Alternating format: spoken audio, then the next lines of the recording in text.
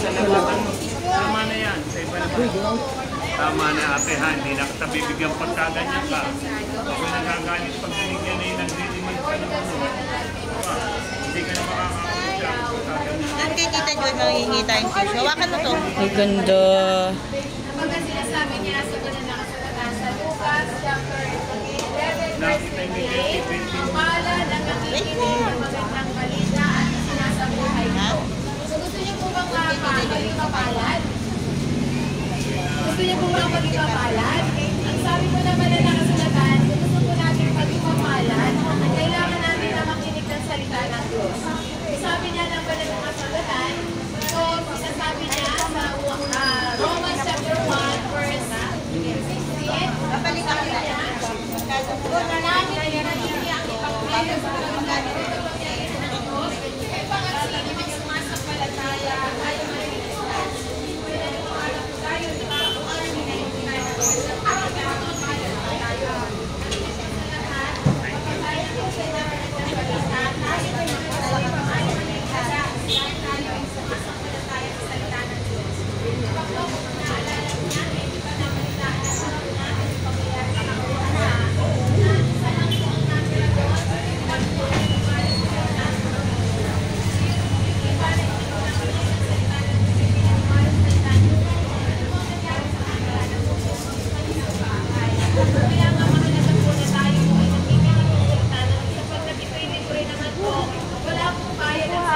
Doon po ang pila. Nakukuha. Nag-aantay na lang po kami ng ano. Senior. Regular po yata doon sa labas. Regular po sa labas dyan po, senyor. Sa labas yung ano doon. Sa labas po ang regular, hindi senyor. Mga senyor po dito. Tatanong ko lang sa akin, nandiyan yung bonus ID. Sa labas po mag-aantay. Ako bumuboto. Saan na po ng voter certification? Dyan po ang senyor. Doon po sa labas yung regular. Sa labas po ang hindi senyor. Dyan po, nakapila po sila dyan sa labas.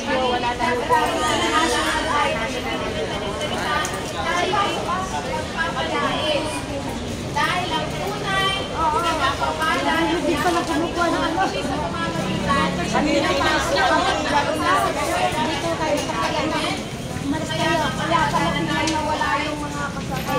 nananampalataya, Nakalabas na wala. At paparin ka. nabuo na rin ito. Amen, praise the Lord. Mahal na mahal po tayo ng Panginoon. Kaya kung mangyayari ito, mapapakinggan po natin ang magandang balita.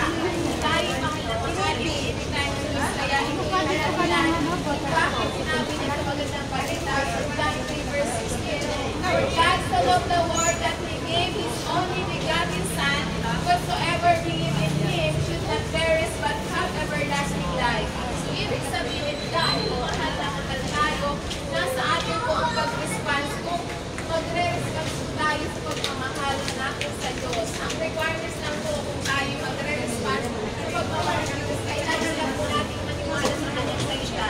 Dahil kapag hindi tayo naniwala, hindi na tayo mahihintulutan ng pagmamahal. Kapag sinabi natin sa kahit kaaway yung masasangkutan. Ang kaaway po natin si Satan. Alam po sa Satan, siya ang pumapatay, siya ang naninira ng pamilya, siya ang pumawasak ng hanap buhay ng tao. Kaya salamat Ano ba yun ang hanap sa nila? pamamagitan ng Panginoon Kristo, siya ay pinadala rito Ano po yan? sa sanlibutan upang tayo ay ingatan, upang tayo ay iligtas sa lahat ng mga kapamamakan, upang tayo ay patawarin sa lahat ng mga kasalanan, upang tayo ay bigyan tayo ng pinili sa pamamagitan niya. Dahil ito ang sinasabi sa John 10:10 na ang gusto ng Panginoon walang sakit, walang paghirap, at gusto niya kaya ay ang buhay, abundant life. So kaya nga ito yung dahil namin bilang mga pastor, mga nagpapahayag Ano po yun? na ipaalam sa sanlibutan. Namin pinagpiliya ang kaligtasan ng mula sa kailangan sa tayo. Pwede naman po dumaan dyan. Amen? Kaya po tayo po ay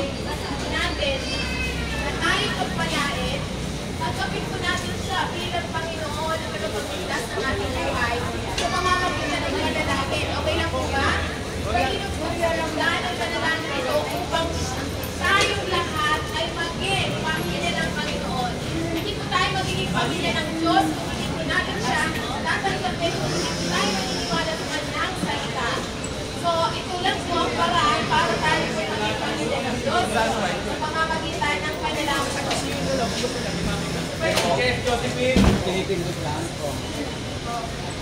pwede niyo po sila ng panalangin. Panalangin po tayo. Pwede po ang panalangin. Okay na ba? Saan ba yun? Ganda ng damit mo. Dito po. Mga senior po ang pila dito. Doon po, sa labas po, mga hindi senior. Nakapila. Sino po kung mananampalataya sa Panginoon, tayo po ay magiging Ito na yata. So, pwede po natin sigdan. So, pwede po, manalangin po ako. Susundan niyo po yung sasabihin ko. Ama namin sa langit, maraming salamat sa pagpapadala mo ng iyong bugtong na anak na ang Panginoon. Nanay. Naniniwala ko na siya ay namatay. Hindi po naka-video lang po yan. Pastor po yung nagsasalitang yun. Para sa aming mga kasalanan. Panginoong Jesus, patawarin mo kami sa aming mga nagawang kasalanan. Mula nung kami sinilang hanggang sa ngayon. Salamat Ama, salamat Panginoon sa Kristo na tinatanggap kita bilang aking Panginoon at tagapagligtas ng aking buhay. Sa simula sa oras na ito, ikaw na ang maghari sa trono ng aking buhay at kami ay iyong pamilya. Salamat Ama na kami ay nabuhay lamang sa iyong salita at susunod kami sa iyong kalooban. Ito ang aking dalangin sa pangalan ni Jesus. Amen. Praise the Lord. Palapakan po natin ang Panginoon. So palapakan po natin tayo ngayon ay pamilya na ng Panginoon dahil sa pagtanggap po natin sa Panginoon sa Kristo. So dahil sinasabi niya sa John 1 verse 1, Pwede naman po dumaan dyan. Dadaan kayo. tanggap sa kanyang Okay lang, buhay na daan anak, po. ay pinagkalooban niya ng karapatan na maging anak ng Diyos. So ngayon po, anak na tayo ng Diyos. Ngayon, hindi na kaya tayong tiisin kapag kung ano yung kailangan natin, ipuprovide ng Panginoon sapagkat tayo bilang mga magulang, di ba tayo mga magulang, hindi natin kayang tiisin ang ating mga anak. So ganun din, how much more ang nagbigay sa atin ng buhay. Siya ang nagkukontrol ng buhay natin.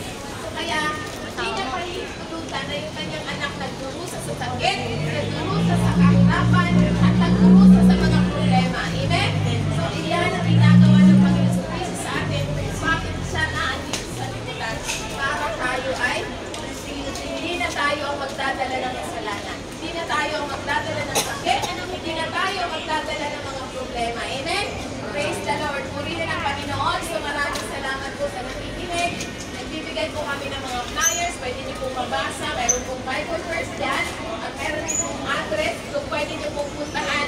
Kung gusto niyo pong makaranas ng kagalingan, financially, spiritually, physically, ng kagalingan, handa po kami magbahagi ng magandang balita at pray over po kami. Yan eh, nagba-vlogger ba yan? Oo, wala pong bayad. Yan nagba-vlogger siya? Wala pong bayad. Bawal siya. Hindi po yung nagbablogger. Iba po yung ano, sa kapilya po yun. Gawain, alas 9. Hindi po yung nagbablogger. Welcome po ang lahat. Thank you very much po. God bless po sa ating lahat. Ingat po tayo palagi. Ingat po sa inyong ginagawa sa inyong gawain. God bless po.